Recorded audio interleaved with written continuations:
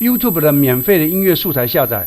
当你登录你的 Google 账号，这时候再点右上角的什么创作者工作室，点起来，点创作者工作室以后就进到个人的影片的一个上传的地方啊，这是你上传的地方。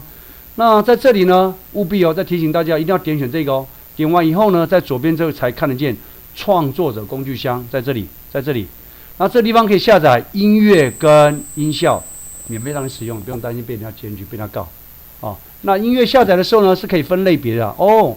我来点这里，我把它点起来，类型的地方，我想下载什么类型？我想下载是儿童音乐的，这些都是儿童音乐。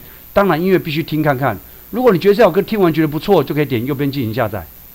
好，这边呢可以再切换哦。我想跟摇滚、乡村的跟民谣的，好，再讲一遍音乐这是可以听。好，那这边呢所有类型出来，那接下来这边情境可以挑。我想希望什么比较浪漫的，这浪漫的音乐。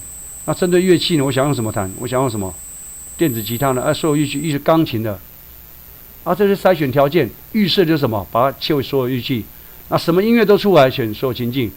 播放时间，你希望几分到几分钟？时间的长度。那我再讲一遍，这地方都可以做下载。另外一个地方叫做音效。什么叫音效？特效声音啊。讲这边什么叫特效声音啊？类别点一下看你就知道了。我希望有动物的声音啊，运动的声音啊，警报声啊，环境声音啊，恐怖啦、科幻啦、水声、卡通的、天气的、人群的。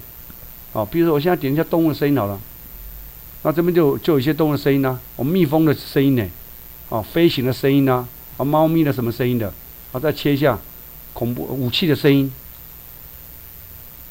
点这里可以播看看啊。